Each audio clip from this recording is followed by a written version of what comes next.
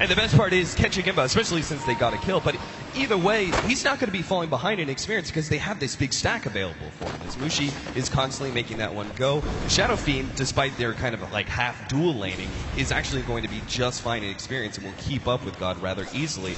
Let's take a look at our off lane here for the side of Fnatic. We've got Ohio the Darkseer. He's playing up against a Gyrocopter as well as an Earthshaker. Actually go down. Oh, a little bit more damage, 24 HP. Virtus Pro unable to secure the kill there. And Ohio probably going to have to head back to base now. Almost has his complete soul ring though. Yeah, once he has that, he can pretty much just alternate to the jungle. There's no reason for him to just stay up here. He's not really contesting the Gyrocopter's farm. As you see, Illidan's already at 21. He's not bothered by this too much. If he wants to just CS that Ion Shell creep, he can just go for the Rocket Barrage. There's no real need for him to stay in this lane. I think going to the jungle might be a better idea. Like, there's actually one stack here. Oh, I think they'll go for the second stack by Johnny. And once that happens, you can divide it. You can give Kritchik I.M.O one, you can give your offlaner the other, and you can divide the farm up. And meanwhile, Mushi can just take the mid lane once the Shadow Fiend hits level 5, level 6. That early laning ward actually being spotted out by Ohio. He pinked it. FNG placing a little bit before nighttime struck, so he was seen, unfortunately. Kritchik I.M.O hitting now his level 5, even doing a little bit of bottle throwing where he's just sitting on a magic stick and a branch with his bottle coming in. Looks like he's got his boots now as well, but you can just see he's not going to be able to put enough pressure on the SF anytime soon. And if you can't put pressure on the SF in the laning phase and you're allowing him to be able to also clear through his stack, what's really your next timing to kill the SF? I mean, you can't really kill the SF in this position. You're going to have to wait for your Spirit Breaker to get a few levels. And he's doing a really good job right now in the offlane picking up levels. And all he has to do is play patient. Like, the Shadow Fiend is going to get ahead of you by virtue of having the jungle, because the Dragon Knight can't go to his own jungle, but you just can't tilt. You have to relax and say, okay, this is part of the game. I'm meant to be behind in CS. We'll get ahead in other ways. All right, so as our Spirit Breaker hopefully going to pick up that level 6 and may be able to rotate, help that one. Stun gets laid out. DK Phobos not really scared too much. He's just tanky for the dual lane to really shut him out. Meanwhile, we've got our Earthshaker who's been doing a lot of pulling on the side of Virtus Pro. Lil has focused on trying to keep as much CS away from that Darkseer and obviously give the critical levels for him. Other than that, it seems to be a very passive laning phase. Really, what's our first movement from the supports? Is Fnatic the ones who need to be the aggressors, perhaps, continue to try and shut down God? Or do we look towards that rotating Earthshaker, maybe even going down to, the middle lane or bottom lane with the Spirit Breaker if he hits his level 6? I actually don't even think that mid is really killable with the amount of farm that he has, and if he just decides to play safe. The Earthshaker combination, I guess, is strong. He's got level 2 Fissure, but Mushi's just camping there waiting for them to go on him. And it's not like G has full mana to do his combo, especially not with that second Breathe Fire.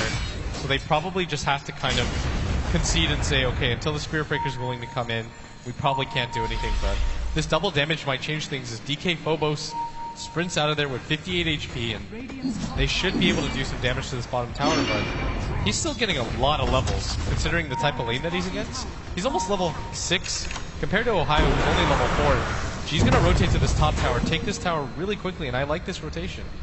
Yeah, they're hoping to be able to catch the darks here at the same time. Lil coming out, going for the Fissure block, which he does land. It's just a bit too close to the tier 2. So Virtus Pro very much committing now to take the tier 1 at the off lane. But this is seriously going to be a great trade-off for Fnatic. They're pushing in their own bottom lane. They're also taking down middle. In fact, you can see Mushi right now is using his illusions to be able to pull the creeps just to give that extra right-click time for catching I.M.O and the creeps on that tier 1 middle tower. Yeah, and I don't even know if this is a really good trade for VP because Jihu's already far behind. Yeah, you get that tower at top, but you're giving up so much leeway to the Shadow Fiend, who nearly doubles you in CS. If he was able to take that tower by himself solo, that would just be further efforts wasted. And Kritchik I.M.O's doing a really good job. He has already done the stack, so there's not much more that they can go for. Or he's actually got one more stack to go for. He's about to hit his level 7, and I anticipate him just kind of rotating there because it's too unsafe to continue to push this mid lane. So the tier 1 tower does get denied by G, but it's still a loss of map control for Virtus Pro. Same goes with that tier 1 offlane tower being brought down to around half HP. KYXY here, he's been free farming for quite some time. What really should his item build be for this game? Are we looking towards perhaps a somewhat early Midas, or do you go for the Blade Mail Blink Dagger build this game just to try and get it really aggressive on the gyrocopter at all times? I don't know if Blade Mail Blink Dagger is the build this game. If I'm looking at VP's lineup, there's not a whole lot of heroes that I want to really use the Blade Mail on. There's no damage that VP can't just not throw out. Especially since the gyrocopter is eventually going to go S and Y into BKB. I think the Wraith King has to keep up in farm, and I think it's the wrong idea to go for the Blade Mail. The Blink Dagger, though, I really agree with, because if you're Fnatic, what I think will happen is Kuchik I.M.O will go for the mech, your Wraith King gets a Blink Dagger, and then you can essentially just run at people. And he's actually got a Gloves of Haste, so this might mean that he's going to go for the Hand of Midas instead. The possibility of a Maelstrom is there. That used to be a frequent build for Wraith Kings as well, but much more popular build would of course be that Hand of Midas, just because levels are so important on a Wraith King, right? The faster you get that level 2 or level 3 ultimate, the more viable you are as a carry. Yeah, a lot of your natural abilities just come from your passives, so it's not necessary to really get early game items. Like, you don't need an S and Y or anything like that. You can just opt to go greedy. Because like you said, you just need the levels. Once you're level 16, you're pretty much a free Aegis every single time. So that's what you're shooting for as fast as possible. But right now, Virtus Pro, it looks like they are going to smoke up, trying to take a tower down with this. And it doesn't really matter if they kill anybody. This is one of those smokings that is meant to just catch you by surprise. And you do it so quickly that there's no time to respond. And I don't think they want Mushi out of this. I think they want KYXY, but they're not going to be able to catch him. And oh, this smoke popping. They may actually go on the wrong one. They blow up the illusion immediately. Mushi himself has actually been hit by the Fissure, but they still haven't caught out. DK Phobos trying to get vision for the charge. Now gets it, but perhaps it's a bit too late. Sure enough, they stop the charge, not knowing if Virtus Pro, or rather Fnatic, are going to rotate around. Now it looks like God is going to go for KYXY. Gets hit by the Light Strike Array. KYXY just hoping to be able to get back behind his tier 1 tower, especially with that reincarnation ready to go. I'm sure he feels very comfortable if VP want to go for the dive here. KYXY actually they're both going to TP out. They just give up this tier 1 tower in exchange for more pushing time. You could see already Mushi is trying to get that creep wave into the tier 2 tower, and Ketchigemba and Ohio are going to trade off for the tier 1 at top. Yeah, this is what I was talking about. That smoke, it's one of those hopeful, well, if we get it, great. If we don't, it's not that big of a deal, just because you're going to get a tower out of it every single time. Because there's zero time for Fnatic to respond. If they want to respond, they instantly have to make the gesture, okay, everybody has to TP right around now. But they smartly decide to go for the trade, and I'm a big fan of that. But at the same time, VP is getting some map control out of getting all of these towers. And the more they're going to beat on this tier 2, and Dragon Form's going to go down, but this is still free damage, and it allows them to go for things like the Roshan earlier, and the mid tower, and it just creates pressure in the jungle at the same time. Yeah, they very clearly could not afford to just give up that tier 2. Dragonite just too good of a pusher. That being said, VP grouping up like this, I'm looking at this Dragonite who's currently level 7 compared to Ketchigemba, who is level 9 right now. A huge experience difference between these two mids. But that's just, as you said, kind of early on in the laning phase, what is expected for a Dragonite at this point, right? They have to get those levels through winning team fights at this point. Yeah, the problem with the Dragonite right now is that he can't just rotate to the jungle and do his own thing. It's incredibly slow because he has to clear one stack at a time. Right. The mana usage of Breathe Fire isn't nearly as efficient as Shadow Raze. So what you're probably going to have to do if you're the Dragonite is just 5-man with your team. The problem is that a Shadow Fiend insta-clears a creep wave with 2 raises, meaning that he can apply pressure to a tower pretty much by himself, and you're seeing that right now. And it means that the solo experience he's getting is making such a big difference when at top. I.O, he's done for. He's going to throw out a last Ion Shell. He knows he's dead. The moment that Fissure stopped his TP, he's done for. So, throws out the Ion Shell 1-1 now, 11 minutes in between Fnatic and Virtus Pro. Let's talk a little bit more about item builds as we see Fnatic go for the 3-man smoke. Gyrocopter appears to be going. He's got the phase boots, Ring of Aquila. Doesn't actually offer the drums, it seems. Instead, maybe going for an early Sage and eventually into the S and Y. I kind of like this early stats build, especially with movement base when you're dealing with a melee core on the enemy team. Yeah, it's just one of those things where you want to be able to kite for as long as possible, and the S and Y allows you to just have free stats, be able to pretty much kite KYXY nonstop, but it does look like VP wants to get into this fight. And Everyone's TPing down, but Lil might just get caught out. Lil, totally done for the rest of Virtus Pro. Still going to try and force this fight. KYXY is the first target, but of course, he's got that reincarnation. In fact, they even have the Song of Siren if they feel like this fight is not going to go their way. So Fnatic start backing up. Mushi pops the Song of Siren, and they're just going to play it very, very safe here. Mushi TP's out. KYXY, I'm sure, has enough distance to be able to get away.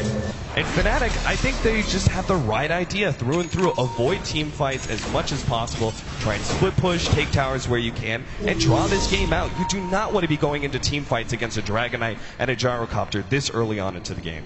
Yeah, something I am a little bit concerned about, though, is that the Shadow Fiend decided to go for this SNY.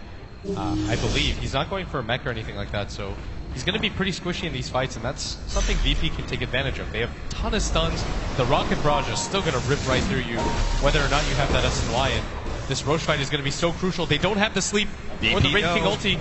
They've got two ultimates down on the side of Fnatic, but the element of surprise is there for Fnatic. They're going to be able to try and jump FG. He gets off the Shell Grade, catching him up, bounce over that Fisher, back and forth. The big Echo Slam comes out, but it's still not enough. God, as well as Illidan, dropping lower and lower. Looks like they're going to be able to get God on the start. Now double Ion Shellin, but they just want to get out of here. Illidan is too strong. Mushi trying to sack himself over into Roshan. No, he's actually got a health potion.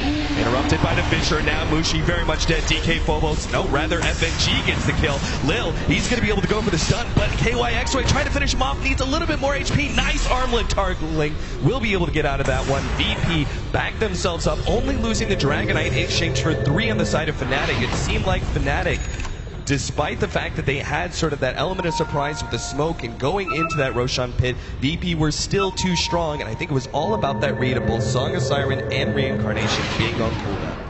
The other problem is, once again, the Shadow Fiend decides to go for the Yasha first, so he has no HP. VP pretty much all in him, take him down instantly in that fight, and without those 2 crucial ultimates, they can't really take that fight, because KYXY doesn't want to be the first one in, because he realizes he can't really afford to waste his life.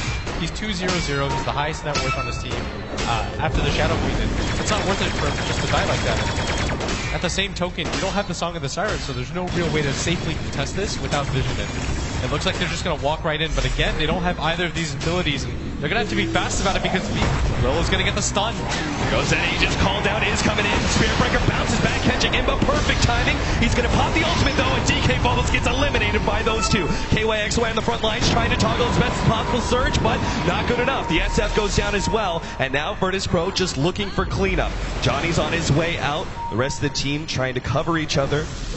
Make sure that they don't lose anything else, but that's still 2 Roshan fights down the drain after what seemed to be a very coherent battle plan from Fnatic. Avoid team fights from VP as much as possible, split push, take towers, draw this game out. They willingly go into 2 different team fights around Roshan and lose both dramatically. Yeah, and that's twice now that the Shadow Fiend has died. I mean, his still the highest net worth, but it's not by much anymore, and the Gyrocopter is actually rapidly gaining on him, and at the same time the Dragon Knight is leapfrogged over that Wraith King, and I just don't understand why they decided to take the first fight and then immediately go for the second one when you still know you don't have those 2 crucial ultimates. It's not like the Shadow Fiend had souls either, so they were gimped in 3 different ways, but they still opted to take the fight. I don't know if a Roshan is that valuable. Certainly not. Virtus Pro very happy with the exchange. You could see Fnatic had built themselves a pretty decent net worth lead before those Roshan fights, above 3K so early on into the game at about a 1,500 experience lead as well, but it all gets flushed down the drain as Fnatic force fight after bad fight. Now the mech is up on the Darkseer, and the team fight aspect of Fnatic grows a bit stronger, but I'm still feeling like they need to avoid those fights, especially if they don't have perhaps that Blink Dagger on KYXY. I still think that's probably the best idea for you to be able to put pressure on the Gyrocopter before he has BKB. Yeah, the Shadow Fiend's item progression is stopped about 4 minutes ago where he picks up the Yasha, and he still hasn't had enough money to buy that SNY because of those 2 disastrous fights by the Roche.